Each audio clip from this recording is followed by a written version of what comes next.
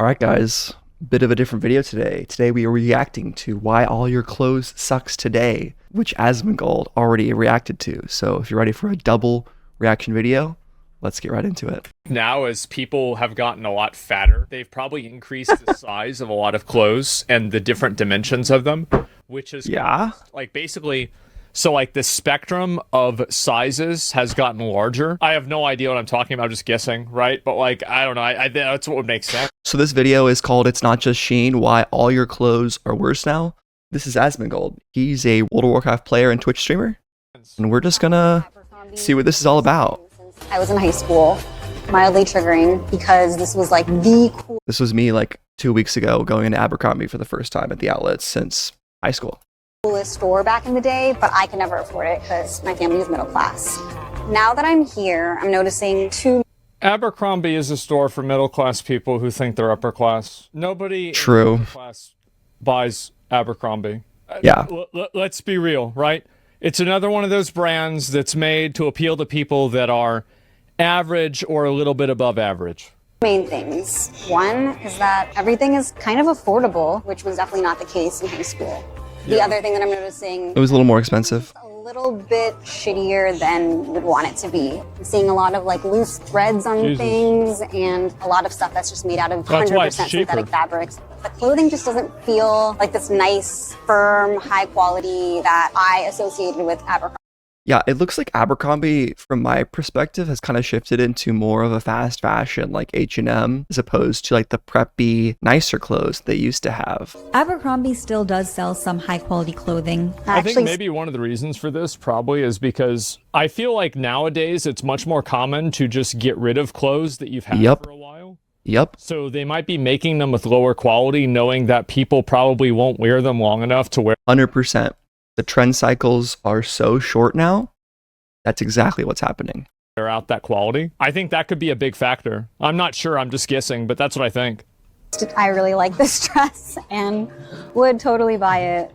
And I'm glad they've decided to start using normal lighting in their stores. But seeing so much the Abercrombie lighting stuff there made me wonder, did clothing used to be better when I was a teenager? Yeah, probably. Not just at Abercrombie, but across the board. It's called fast fashion. And I know Asmondgold is a gamer, not really a fashion guy, but I think he's going to have some good takes in this video. I'm a decent fan of Asmondgold and his takes. I think he can look at most situations pretty critically. Didn't know so I scoured eBay. Yeah, he doesn't even know what fast fashion is, but I think he'll quickly understand what's going on here. Depop, and Poshmark for clothes from trusted brands of the 90s and 2000s. Then I went to those same stores and bought the 2024 version of each item. Okay. Abercrombie was like legendary for really high quality. It's a cool experiment. For the old and new, I got help from Amanda McCarty. I worked as a buyer in the fashion industry for about 20 years. In the span of my career, I saw how what we sell people changed. The two major changes, I would say, are one, nothing fits properly anymore. It's not you. It's nothing about your body. You're great. And two, the longevity. That's actually very true. Like every time that I buy a shirt at like Walmart, this shirt is made for someone with the body type like Kirby. It's kind of crazy when you think about that. Of these clothes, even how you feel when you put them on, has degraded so much. It's just not a good deal. It's not just in my head, it has gotten harder to find quality clothes that last, even at brands you used to like. If you're wondering why, keep watching. I mean, so I say, guys, vintage. This was like maybe 2 weeks ago, and I looked at the clothes there, and there wasn't a single anything there that I wanted. Not a single fucking thing. Target actually isn't terrible. They do have nice brands like Levi's, but of course their in-house private label stuff is really cheap and affordable. I want you to think about how many new pieces of clothing you bought last year. If you're anything too many. Like the average American, it was around 68. And no way. No way. No way. Not even close. I had a similar reaction. Even some of my big subscribers that go hard in the paint, you guys that cop every week, did you buy 68 garments? I've got to say this. It's very odd to me that I think people spend a lot of money on shit they don't need to, And I think a lot of the people that are complaining that Yes. they're broke, you don't need to buy 68 pairs of clothing a year. That's insane. No. Who does this? I don't know. Who does this? Maybe if you count, yeah, I guess maybe But like wait, each it sock. gets crazier. In the 80s, Americans spent about 7% of their annual income on clothes. Today, it's just 3%. We spend half as much, even though we're buying 5 times more. This Abercrombie ad from the 80s. 3%, huh? Why? The high quality wool was a huge selling point. They even tell you exactly where it's from. Yep. And notice how they say this is part of their fall collection? Because in the 80s and 90s, stores only had new clothes a couple times a year. Yep. Usually a spring-summer collection and a fall-winter collection. Boom. We know all about that. Yeah, like you go to like TG, what was it, like fucking, God, bro, I'm trying to remember the names. It's good history, though. Something like Max, right? Fucking like TJ Maxx. TJ Maxx. TJ Maxx, there you go, yeah. Yeah, Ross. Fuck. Ross still kind of goes hard. Not gonna lie. Would start working on each collection up to 9 months in TGI advance. Fridays, I knew because about clothing production takes a lot of work. They had to think of hundreds of unique designs and whittle them down to the dozen or so. Get a style, Send them to the inspiration. factory, go back and forth with them for months to create a prototype, choose the best fabric, the right embellishments, and figure out the proportions for different sizes. Yep. After all that, they'd place a massive order with the factory. See, like that's That's what a buyer does. The girl talked about being a buyer before. That's what a buyer does, is actually being the final person that places the order with the factory for the brand to then sell at retail. I think another big issue is that, like, I mean, this is probably going to be me just talking, but I don't know. I have no, like, my sources, I made it the fuck up. Is that I think True. now as people have gotten a lot fatter, that they've probably increased the size of a lot of clothes and the different dimensions of them, which has caused, like, basically, so like the spectrum of sizes has gotten larger, and I think that, and like proportions has gotten larger. And I think that in the process of that, they've made clothes kind of more uniform. And that might also be a reason why they're not fitting as well. I have no idea what I'm talking about. I'm just guessing, right? Could be. Like, I don't know. I that's what would make sense. and then just pray the design would sell. Yeah, once again, it's fat people's fault, naturally. Yeah. It was kind of like a game of chance. You'd place 2 huge bets per year, and if your styles flopped, you'd be stuck with a whole bunch of clothes you'd have to sell at a discount or just throw away. Jesus. That risk is why so much care and thoughtfulness went into making each piece of clothing. Yeah, a lot of iconic collections back in the day. Every price point. Even discount stores like Sears or JCPenney. Just look at the way Sears and JCPenney were discount stores? Really? Damn. I thought those were like the expensive stores growing up. That's crazy. Penny advertised their suits in this ad from the 80s. 2-piece suits that are expertly tailored, classically designed, and have an elegant... Look at that. They're not selling you on the price or the trendiness, but on the craftsmanship and design. Even one of the cheaper suits on the market was still pretty high quality, which is probably why if you adjust for inflation, this And it probably still is good today if you kept it in good condition. $160 suit would cost $600 Jesus. today. If you go to JCPenney now, you can easily get a 2-piece suit for under $200. Yeah. So in the 80s and 90s, people were buying fewer clothes, But it was but higher they'd be quality, well-made pieces that were worn for years. Yeah. And Nicer garments. trends, well, that was something only Which honestly, guys, we should all be trying to do this more. Get nicer stuff. Which I think a lot of us do. But I think all of us fall into the trap of getting some cheap, affordable stuff every once in a while. I know I am. wealthy people could do. Pull the latest Briones and charge them to our account. Yes, ma'am. What are Briones? 6 months of my car payments plus a car. Then came a little store called Zara, and everything began Oh, God. to change. See, like, this is so weird for me to read about fashion because it's like this is like me learning about what the surface of like Mars is. You know? Like, I really just don't know anything about this. It's like another world to me. Sure. This is crazy. Come on in, Asmond. Times Wow. coined the term The water's warm. in this 1989 article about the first U.S. store of Zara. The latest trend is what we're after, a Zara executive told the Times. It takes 15 days between a new idea and getting it into the stores. Damn. Remember, That took most stores 9 months. How did Zara do it in 15 days? Sweatshops? By streamlining this part of the production process with something called greige goods. Rather than manufacturing overseas, Zara... God, we learned about this in manufacturing class in college. I totally forget what it is, though.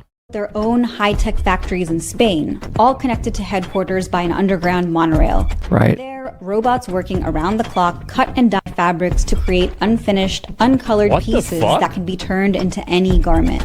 Once a design is created, Zara like a hybrid item, to their network of small shops in nearby regions where they're transformed into finished dresses, trousers, and tops.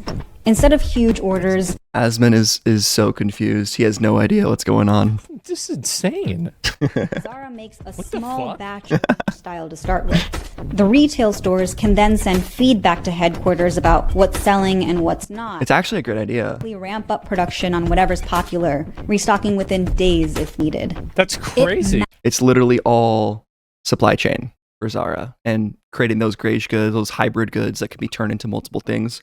Really smart. Massively reduced the risk came with clothing production. Instead of losing money on clearance sales or throwing away unsold goods, Zara's styles often sell out quickly. The designers don't have to predict trends a year in advance. Well, now they use AI. Respond to fashion trends as they emerge. On social media. Sometimes that gets a little sketchy. Which is fucked up. For example, here's a look from the high fashion designer Celine, from a collection that debuted on the Vogue runway in 2013. This skirt would have retailed for at least $1,000. And why?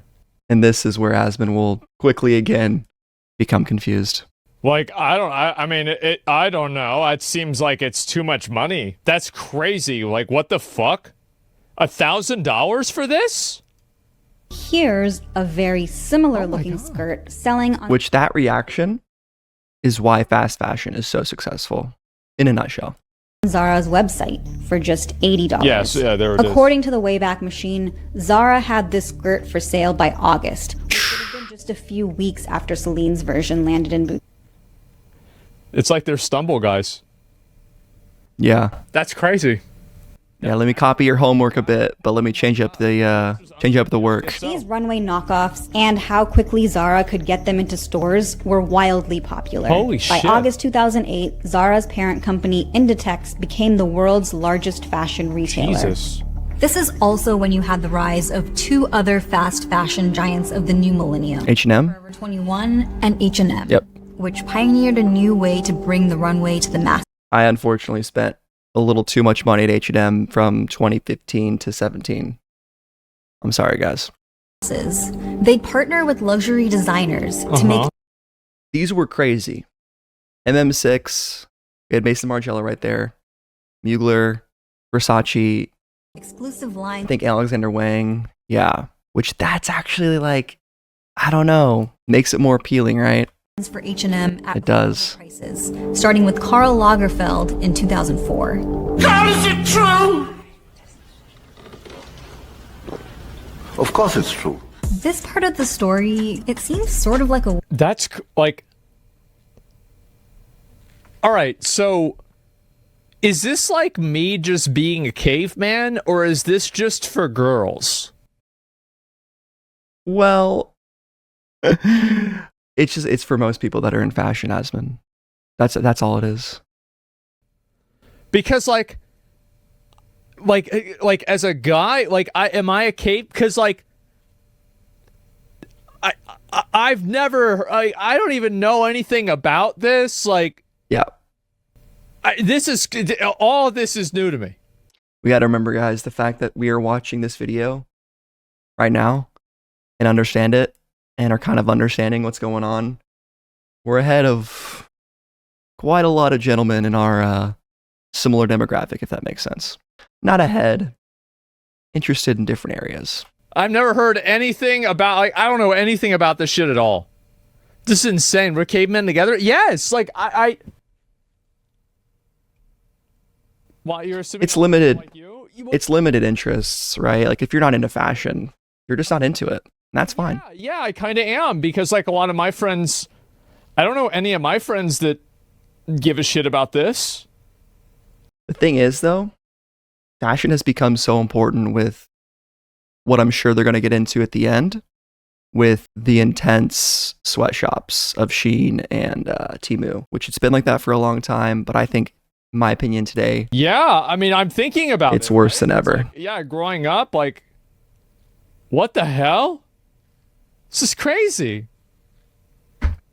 Win for the 99%. Fast fashion was making it so that anyone could wear runway designs while they were still popular. That was a new thing. Of course, encouraging lots of consumers to buy low-cost clothes that would go out of style quickly would shockingly have some downsides too, but we'll come back to that. I'm gonna have a hot take on fashion. I think that the majority of problems that people have with fashion is that they're trying to look good, but it doesn't matter how well you dress up a pig, it's still gonna be a pig. So oh no, you have a guy wearing the nicest suit, but if he's a scrawny little bitch, he's still gonna look worse than Jack Reacher wearing a plain white t-shirt. That's the fucking truth. It's all about finding your style, man. Everybody has their own style, but there is some things you can do for sure. Like losing weight, getting in shape, picking clothes that fit you, picking nice clothes that fit you, doing what you can for your skin, your cleanliness. All that stuff, of course, is very important too. Take good care of yourself. Because we That's can't what I give the think. minds behind But there's clothes for everyone, H&M which is cool. all the credit for the rise of fast fashion. We also have to give some credit to Bill Clinton. No, Thank God. because of his sick style. Different reason. In That 1994, was the last content president. Yeah, Yep, that was the last one we had. that's actually crazy. President Clinton signed NAFTA, the North American Free Trade Agreement, which made it cheaper to make clothes in Mexico. And a few years later, There it he is. normalized trade relations with Trump. Textile I know. factories started That's my moving point, like, out of the since U.S. Trump. because now clothing retailers Yeah. had access to the largest pool of cheap labor in human history. Luckily, there was a law from the 70s, the multi-fiber arrangement, which limited how much clothing American and European countries could import from other nations. Okay. Unfortunately, the World Trade Organization let it expire in 2005, ushering the heyday of fast fashion. Because now, there was nothing stopping companies from producing everything in the countries with the lowest wages. Bingo. It's always, at the end of the day, going to be capitalism. For better and for worse. That is the number one reason. You see that 2005? What was starting to happen around 2005? Where were clothes starting to be sold? Right. The internet. Right. Uh-huh. Here we go. Globalization. Sweatshops. How did I know this was going to factor in somehow? We all knew this. Labor laws and the laxest environmental regulations. I bet. We've arrived at the fashion landscape that I remember from my teens. In the 2000s, You had 4 distinct buying options, ranging in There you go. This is what it used to be like. You had the cheap, affordable. This was middle high tier, the middle class clothing. And then the designer. Upper middle class, maybe. Neiman Marcus, JCPenney being in the same category is interesting. You would think this stuff would be above there. But maybe she'll explain it differently. Man, I never went to any of these. That's crazy. Where's Walmart? Where's Walmart? quality. Right. High fashion or luxury incredible. brands, department stores, mall brands, and fast fashion. Whenever department stores and mall brands used to be different, how far we've come. But these days, it kind of feels like the bottom of this pyramid has collapsed and everything's a little cheaper. Yeah. Here. Yeah. J. Crew, Anthropologie, Abercrombie, these didn't used to be considered fast fashion, And now they are. arguably are. Because they had to. it's because of two very They had to. changed the experience of shopping into the hellscape of today. The first is the 2008 financial crisis. Middle-class True. consumers no longer had as much money to spend, so they began drifting over to cheaper options. And this is true today. Yeah, Wow. people forget about this. Like, yeah, in 2008, 2009, it was really, really bad. Like, it was like COVID levels of like, I would say even probably worse, right? I was like 18 and 19, maybe 20 around then. So yeah, it was worse. It was like it was. I was in 5th grade. It was a bloodbath. Yeah, 2008 was 85 years ago. Something No, like that. 6th grade. People got crushed. Yeah, a lot of people lost their houses. It was like a rapture. It was like a middle class rapture. Like half the people were just gone. I'm bad at math. All of the other non-fast fashion retailers were struggling. Yeah. Forever 21 was opening store after store after store. H&M, the same thing. Zara is spreading into other cities. And so the conversation began, how do we compete here? What if we continue to show the same prices on the price tags that we always have? But we know that we're going to sell most of the units of that style on sale. And we plan for that. So let's say this costs $40 to make. Yeah. And it retailed for $100 in 2007. Okay. In 2010, during the recession, the retailer would keep the price tag at $100, put on sale but for $80. Expect that most pieces will only sell once it goes on sale. So they'll only spend, let's say, $15 to make it. So they'll still make right there. That's the difference. the profit. And how do you make? Oh. Okay, yeah, it makes sense. Cheaper materials, more automated stitching, cheaper threads. I usually just don't wear stuff like this. More poly blends. Yeah, it's not cheap? really my thing. Well, by making cheaper clothes. You add materials like polyester instead of selling pure polyester. fibers like cotton and Cotton is always going to be more expensive. Natural materials always more expensive than synthetic and blends. wool. Always will be. Skimp on details like pockets, buttons, and zippers, and offer less sizes. Wow. Yep. I could see all these things play out in the clothing I bought. Like these men's jeans from Abercrombie from the 2000s versus now. They're longer. The vintage pair weighs a hefty 761 grams and is 100% cotton. Higher quality. Substantial, long-lasting, really high-quality denim. They have a decent amount of distressing on here that was probably done by hand to sort of break down areas, make them softer. In the fast fashion era, a lot of this is skipped, where it's just like, let's just spray them with acid or do other things that are like actually like very toxic. The new pair weighs less at 720 grams and is a cotton elastane blend. This is that fast fashion trick of, okay, if we add a little bit of stretch, it will fit more people. There you go. Those are the pants that was sent to me by that one brand that sponsored one of my videos. It was this elastic jean, and I'm sure it cost them nothing to make. Theoretically. Remember what I said. That's crazy.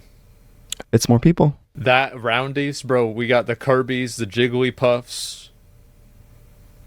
Yep, the Fall Guys. People The Fall Guys. like a Fall Guy. That's no.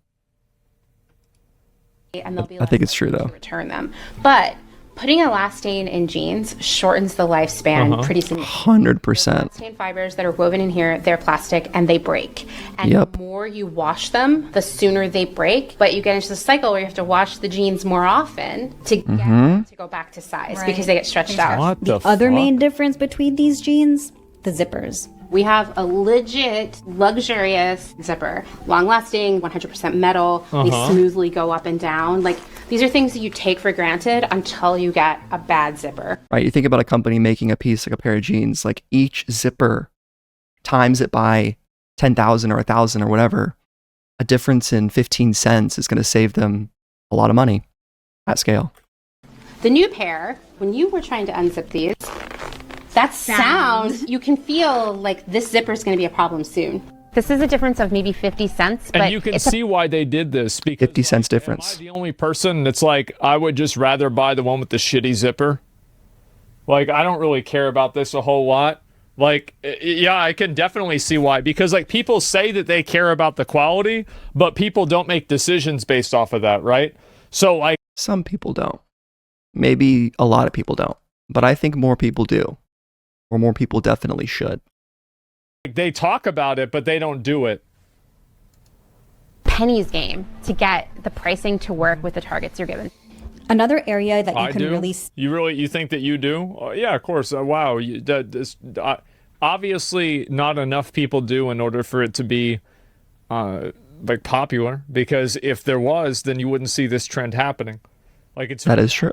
That there's a lot of people that don't give a shit. That's why. 100%. See how quality degraded is with sweaters. We compared an Anthropologie sweater from today to a vintage sweater made in the 90s. This sweater is Liz Claiborne, which is like Anthropologie before Anthropologie. The vintage sweater is 100% wool. The one made today is 100% polyester. The vintage sweater has metal buttons. The other one has no buttons at all. The vintage sweater is a size medium. The one made today is one size. It's so funny watching Asmondgold just struggle to understand what's even going on, what they're even talking about. He's like, I have no idea what that even is. When I see one size in something, I'm like, oh, it's because they couldn't afford to buy it in sizes to meet the margin targets. Even with all these cost-cutting measures, traditional retailers were struggling. And that's around the time private equity firms started buying them up, saddling them with debt, and letting all the business decisions be made by finance bros whose idea of fashion is that Patagonia vest over a gingham shirt. Hey, that looks sharp to me. It's not a bad look. On top of all that, there's still that other huge change that I mentioned. The final death knell in quality clothing. The internet. Social media and fast fashion are a match made in heaven. Social media helps shorten our attention spans, which extends to fashion trends too. Buying clothes on Instagram. Faster and faster. Right. That makes fast fashion indispensable to influencers who rely on a steady stream of new clothes for their content. This puts pressure on all of us to wear a totally unique, never before seen outfit every single day, which is pretty hard. Lizzie McGuire, you are an outfit repeater. Oh no. I guess now it's time to talk about man. Asmond catching strays. Man, that's crazy. Damn, I had no idea about any of this. This is nuts. What the fuck is going on, man? I missed out on all this. Shein, Zara's more chaotic little sister, the logical conclusion of fast fashion. Shein is a company that focuses on selling as much hyper trendy, super low quality clothing they can for mind-blowingly cheap prices. Shein raked in close to $10 billion in 2020. Jesus Christ. It's currently the biggest clothing retailer in the world, even beating out Amazon in the US. That's insane. Shein is not just fast fashion. It's instant fashion. I've never even heard of this. Zara can get products from drawing board to store in 15 days. Shein can do it in 3. Zara can release 35,000 new items of clothes per year. Shein will release that many in just a couple weeks. So how do they do it? Rather than functioning as a cohesive clothing manufacturer with its own factories like Zara, Shein is more like Amazon, a huge marketplace selling clothes from thousands of independent Chinese factories. And it treats those factories sort of like Uber treats its drivers. The factories are hooked up to Shein's software that collects real-time feedback about which items are selling well and which aren't. Are they going to talk about the algorithms? I know Shein has tons of algorithms that scour Instagram, looking at even small designers and then really just recreating their items, which is the most unfortunate part about all of this, is people getting their designs stolen, sold at a cheaper price, and they can't do anything about it because it's all happening in China. Software then sends alerts to the factory owners' phones to ramp up or slow down production. This is amazing. It's Zara's small batch production on steroids. And just like other billionaires, Shein finds creative ways to avoid I don't even know what to say. Like, that's the end of this. I'll have to watch the rest of it another time. Holy fuck, man. I don't even know what to say. I really don't. This is like such a shock to me. Like, Trump chose a VP. I'll look at it in a minute. I don't know. Like, I felt some kind of way when they showed that pyramid. He had no clue. What was the difference? Expensive stores. Yeah. Growing up. I did, like, holy shit. Me too? Yeah, like, I had no idea about any of this. Trump will fix that? Yeah, Trump will fix all this stuff, guys. So anyway, guys, what did you think about that? I mean, honestly, in my opinion, the biggest problem with fast fashion, I think, is that, like they said in the video, you know, people are buying more and more clothes each and every day and focusing less on quality. So all I think you can do to kind of combat this is to continue to buy quality brands. Try to not spend your money with brands like Shein. I mean, H&M, it's not that difficult. And to try to keep your clothes as long as possible. You know, I've gone to tailors before to get clothes repaired. I've gone to cobblers to get shoes repaired. Keep your clothes in good condition. And I think you'll be all right. But that's going to do it for today's video, guys. If you liked this video type of reaction content, leave a like and comment down below. And your boy Thomas. I'll catch you guys in the next one. See ya.